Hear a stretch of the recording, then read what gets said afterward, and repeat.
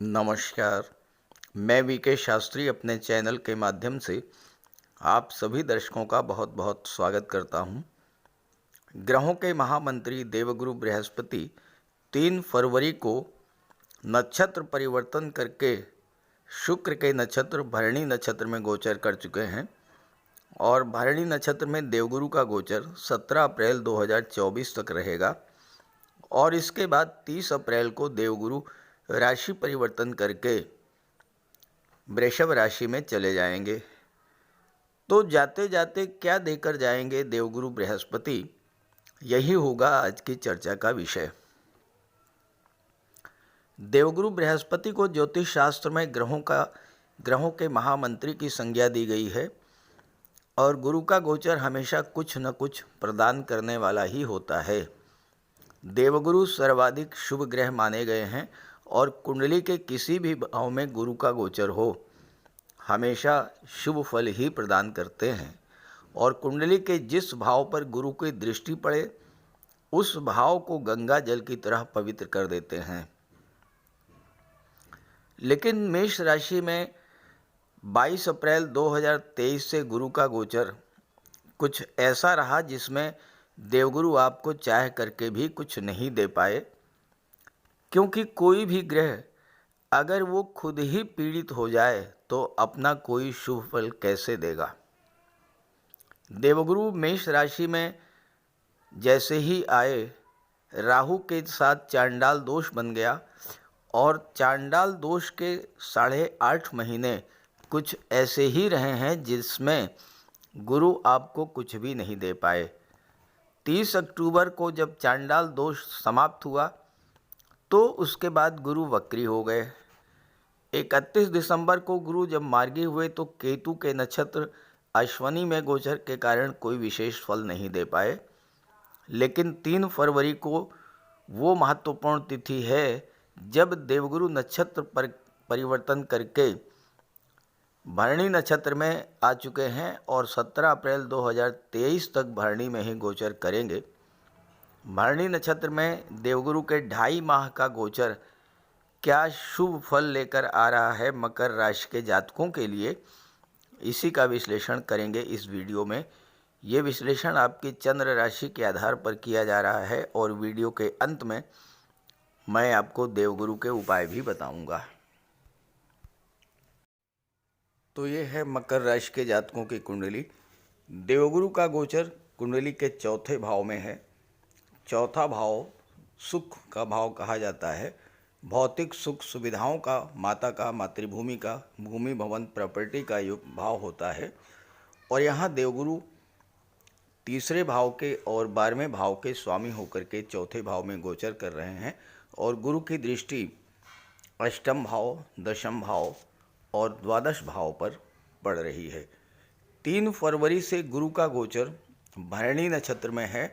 भरणी नक्षत्र शुक्र का नक्षत्र है और शुक्र आपकी कुंडली में पंचम भाव और दशम भाव के स्वामी हैं। तो इस तरह से इस गोचर काल में देवगुरु बृहस्पति आपकी कुंडली के तीसरे भाव, चौथे भाव, 5वें भाव, 8वें भाव, 10वें भाव और 12वें भाव के फल प्रदान करेंगे। पहले भरणी नक्षत्र क्या है इसको समझते हैं। भरणी नक्षत्र शुक्र का नक्षत्र है और बहुत ही एनर्जेटिक नक्षत्र है भरणी। भरणी नक्षत्र में 2 विपरीत एनर्जीज को बैलेंस करने की क्षमता है। भरणी नक्षत्र में अगर कोई पाप ग्रह या क्रूर ग्रह गोचर करे तो ये बहुत ही खराब और भयावह फल देता है। लेकिन इसके विपरीत अगर भरणी में कोई शुभ ग्रह गोचर करे तो ये उसकी शुभता में वृद्धि करता है, शुभ फल देने की तीव्रता को कई गुना बढ़ा देता है। अब देवगुरु जैसा शुभ और सौम्य ग्रह जब भरणी में गोचर करेंगे तो चूंकि इस नक्षत्र में एनर्जी बहुत ज़्यादा है, स्वच्छंदता भी बहुत ज़्यादा है, तो एक ज्ञान वाला, विजडम वाला, धन देने वाला ग्रह जब भरणी में गोचर करेगा तो इस नक्षत्र की ऊर्जा का सही तरीके से उपयोग किया जा सकता है। और ये बहुत ही अच्छी स्थिति है कि देवगुरु लगभग 2.5 माह तक इस नक्षत्र में रहेंगे और इसके बाद जब भरणी को छोड़कर जाएंगे तो पूरे 12 वर्ष के बाद ही भरणी में आएंगे और इसलिए भी गुरु का ये गोचर आपके लिए विशेष महत्व रखता है। आगे बढ़ने से पहले मैं चर्चा करना चाहूँगा देवगुरु के 22 अप्रैल के बाद के 8.5 महीने के उस गोचर के बारे में, जब गुरु के साथ राहु का चांडाल दोष बना। और जो मैं बताने जा रहा हूँ, अगर वैसा ही आपके साथ हुआ हो तो ज़रूर कमेंट करके बताइएगा। 22 अप्रैल को जैसे ही देवगुरु चौथे भाव में आए, यहाँ पर राहु के साथ चांडाल दोष बन गया। अब चौथा भाव तो सुखों का होता है, लेकिन चांडाल दोष बनने के कारण आपको कई तरह के कष्टों का सामना करना पड़ा होगा। पारिवारिक उलझने, तनाव, प्रॉपर्टी को लेकर विवाद, माता के स्वास्थ्य में कमी और राजनीति में उठापटक, ये सब आपको झेलना पड़ा होगा। घर परिवार में विवाद, प्रॉपर्टी को लेकर विवाद, आपके साथ धोखाधड़ी, चीटिंग भी हुई होगी। आर्थिक संकट से आप गुजरे होंगे। पैसा आया तो होगा, लेकिन जितना आया उससे ज़्यादा चला गया होगा। गुरु राहु की दृष्टि अष्टम भाव पर पड़ी। चांडाल दोष का जब अष्टम भाव पर प्रभाव पड़ा तो अष्टम भाव तो वैसे ही खराब भाव है, दुखों का, कष्टों का, पीड़ाओं का, आकस्मिक घटनाओं का। अचानक से आपके जीवन में कई अशुभ घटनाएं घटित हुई होंगी। चोट चपेट, एक्सीडेंट, कमर के नीचे के रोगों से आपको पीड़ित होना पड़ा होगा। अचानक से कोई रोग आपको ऐसा लगा होगा जिसने आपको लंबे समय तक परेशान किया होगा। बनते बनते काम आपके बिगड़ गए होंगे। ससुराल पक्ष से संबंध खराब हुए होंगे। आपका पैसा कहीं ना कहीं डूब गया होगा, चाहे वो शेयर में, चाहे वो लॉटरी में, चाहे आपने किसी को पैसा उधार दिया हो। कहीं ना कहीं आपको धन की हानि निश्चित रूप से हुई होगी। दशम भाव पर चांडाल दोष का प्रभाव पड़ा। दशम भाव गवर्नमेंट का होता है, आपके कैरियर का होता है। कैरियर में तरह तरह की उठापटक देखने को मिली होगी। हो सकता है लगी लगाई नौकरी आपकी छूट गई हो। सरकारी पक्ष से बाधाएं आई होंगी। सरकार से जुड़े अधिकारियों का सहयोग नहीं मिला होगा। मान सम्मान में कमी आई होगी। गवर्नमेंट के पास पैसा फंस जाना, काम में मन न लगना, आलस, थकान, प्रतियोगी परीक्षाओं में असफलता, ये सब आपके साथ हुआ होगा। और राहु और गुरु की दृष्टि जब 12वें भाव पर पड़ी तो विदेश संबंधी कार्यों में तरह तरह की अड़चनें आई होंगी। विदेश जाने का सपना आपका अधूरा रह गया होगा। काम बनते बनते बिगड़े होंगे। अचानक से आपका स्वास्थ्य खराब हुआ होगा। और चूंकि अष्टम और 12वें दोनों का संबंध बन रहा है, दोनों पर चांडाल दोष का प्रभाव था, हो सकता है कि आपको हॉस्पिटलाइज भी होना पड़ा हो। धर्म कर्म में आपकी रुचि हट गई होगी और आपके मन में इतना अधिक चिंता, मानसिक तनाव बढ़ा होगा कि आपकी रातों की नींद गायब हो गई होगी। डिप्रेशन, एंजाइटी से आप पीड़ित हुए होंगे। और अगर ऐसा हुआ हो तो कमेंट करके ज़रूर बताइएगा। अब समझते हैं भरणी नक्षत्र में गुरु के गोचर का क्या प्रभाव पड़ेगा। भरणी नक्षत्र में गोचर का सबसे सकारात्मक पक्ष ये है कि पिछले समय से जो परेशानियां आपको परेशान कर रही थीं, जिन कष्टों से आप जूझ रहे थे, उन कष्टों से आपको राहत मिलनी शुरू हो जाएगी। चौथा भाव सुख का भाव है और यहाँ पर देवगुरु शुक्र के नक्षत्र में गोचर कर रहे हैं और शुक्र पंचम और दशम के स्वामी हैं। तो आपको संतान से सुख की प्राप्ति होगी। आपको अपने घर से, अपने भाई बहनों से, अपने मातृभूमि पर से जुड़ करके सुख की प्राप्ति होगी।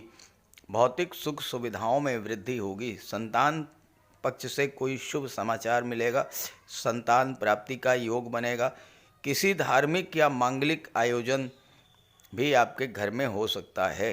विवाह, संतान का नामकरण संस्कार या इस तरह का कोई आयोजन। अष्टम भाव पर गुरु की दृष्टि पड़ने से सबसे पहला काम ये होगा कि आपका डूबा हुआ पैसा आपको मिल जाएगा। गुप्त धन की प्राप्ति होगी। शेयर मार्केट, स्टॉक मार्केट से जुड़े हुए जो लोग बहुत ज़्यादा नुकसान उठा चुके थे, उनके नुकसान की भरपाई भी इस गोचर काल में होगी। कार्यस्थल पर जो उठा पटक चली आ रही थी वो समाप्त होगी। कैरियर में स्टेबिलिटी देखने को मिलेगी, बॉस का, सीनियर्स का सहयोग मिलेगा और कार्यस्थल पर कार्य करने का भी बहुत अच्छा आपको माहौल मिलेगा। विदेश संबंधी जो कार्य आपके अधूरे रह गए थे वो कार्य आपके पूरे होंगे। विदेशी व्यापार में उन्नति होगी। कोई बिजनेस डील कैंसिल हो गई थी वो बिजनेस डील फिर से फाइनलाइज होगी। आपका कोई पैसा विदेशों में फंस गया था वो पैसा आपको मिलेगा। और सबसे बड़ी बात यह है कि चौथे और 12वें का संबंध बन रहा है, तो विदेश में भी भूमि भवन प्रॉपर्टी खरीदने का योग बनेगा। हालांकि देवगुरु मकर राशि में कारक नहीं होते हैं, लेकिन अगले 2.5 महीनों में गुरु का गोचर उस ग्रह के नक्षत्र में है जो मकर राशि के लिए प्रबल योग कारक हैं, और वो है दैत्य गुरु शुक्र। गुरु का ये 2.5 माह का गोचर शुक्र के नक्षत्र में होने के कारण आपके लिए विशेष फलदायी होगा। भरणी नक्षत्र में गुरु का गोचर मकर राशि के जातकों को बड़ी राहत देगा और कुछ लोगों को बड़ा लाभ भी प्रदान करेगा। अब नक्षत्रों के आधार पर समझते हैं। मकर राशि में 3 नक्षत्र आते हैं, उत्तराषाढ़ा, श्रवण और धनिष्ठा। जिन जातकों का जन्म उत्तराषाढ़ा नक्षत्र में हुआ है उनके लिए तो गुरु का गोचर बहुत ही शुभ है, क्योंकि चौथे भाव से संबंधित हर चीज़ में गुरु वृद्धि करेंगे। कुछ लोग इस समय घर खरीदने का सपना पूरा कर सकते हैं। 5वें और 10वें के स्वामी शुक्र हैं। कुछ लोगों को अपनी संतान की तरफ से शुभ समाचार मिलेगा। संतान की नौकरी में लगना, संतान का विवाह होना या संतान का भाग्योदय होना, आपकी संतान को व्यापार रोजगार में उन्नति और लाभ देखने को मिलेंगे। इस तरह की घटनाएं होंगी। कुछ लोगों के बच्चे विदेश जा सकते हैं। कार्य क्षेत्र में आप बहुत अच्छा करेंगे और लोगों के सहयोग से आपके बहुत से पेंडिंग कार्य पूरे होंगे। नौकरी व्यापार में नए अवसर प्राप्त होंगे। जिन जातकों का जन्म श्रवण नक्षत्र में हुआ है उनके लिए भी ये समय बहुत अच्छा रहेगा। संतान प्राप्ति का योग बनेगा। छात्रों के लिए समय बहुत ही अनुकूल है। अपने कार्य व्यवसाय को लेकर बड़ी यात्राएं आप करेंगे। मनचाहा ट्रांसफ़र आपको मिल सकता है, क्योंकि गुरु 3रे भाव के स्वामी हैं। घर में मांगलिक आयोजन हो सकता है। विवाह के लिए और रोमांस के लिए, लव रिलेशंस के लिए भी ये समय बहुत अच्छा रहेगा। लेकिन जिनका जन्म धनिष्ठा नक्षत्र में हुआ है उन्हें थोड़ा सावधान रहना पड़ेगा।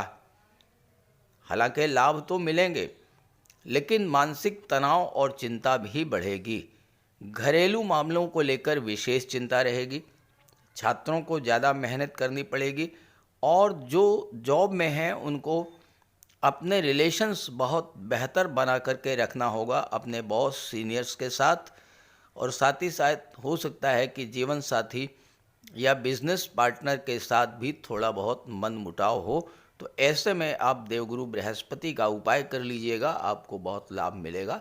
बात करते हैं उपायों पर। कुंडली में देवगुरु बृहस्पति का बहुत ही महत्वपूर्ण स्थान है, क्योंकि देवगुरु कुंडली के 5म और 9म भाव के कारक होते हैं। 5म भाव से संतान का विचार किया जाता है, शिक्षा का विचार किया जाता है, और 9म भाव से भाग्य का विचार किया जाता है।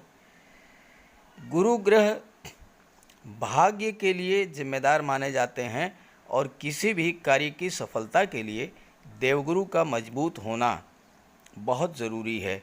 जब कुंडली में देवगुरु मजबूत होते हैं तो भाग्य का साथ मिलता है। जिस काम में हाथ डालते हैं वो सफल होता है। विवाह समय से होता है। शिक्षा अच्छी मिलती है।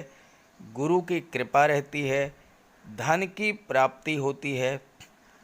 तो देवगुरु के लिए कुछ उपाय बताने जा रहा हूँ। उपाय ज़रूर कीजिएगा। अगर आपकी जन्म कुंडली में गुरु कमज़ोर स्थिति में हैं तो आपको गुरुवार का व्रत करना चाहिए।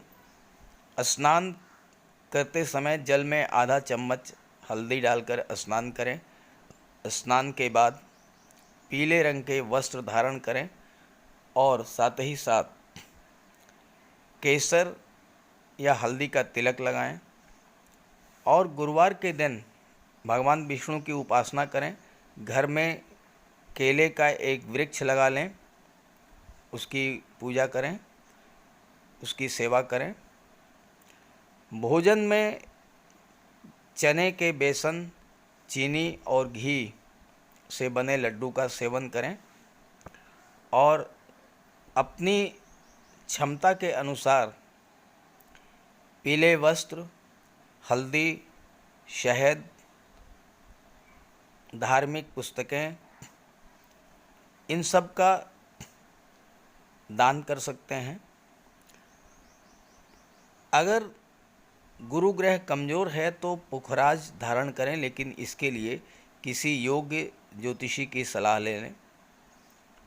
माता पिता, गुरु और बुज़ुर्गों का सम्मान करें, उनकी देखभाल करें और उनका आशीर्वाद प्राप्त करें। साफ सफाई रखें, गुरु की सेवा करें और दही और चावल गरीबों को खिलाएं।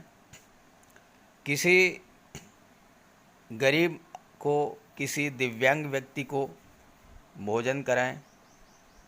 किसी वृद्धाश्रम में जाकर के वृद्धों के साथ कुछ समय बिताएं, उनकी समस्याओं को जानें, समझें। कोई ज़रूरी नहीं है कि आप धन से ही सहायता करें, तन और मन से भी आप मदद कर सकते हैं दूसरों की, और ऐसा करने से देवगुरु अत्यंत प्रसन्न होते हैं। और जब देवगुरु बलवान होंगे तो आपको पूरा लाभ मिलेंगे। तो ये उपाय करके देखिएगा, लाभ होगा। कमेंट करके बताइएगा ताकि आपके साथियों को भी इसका लाभ मिल सके। नमस्कार।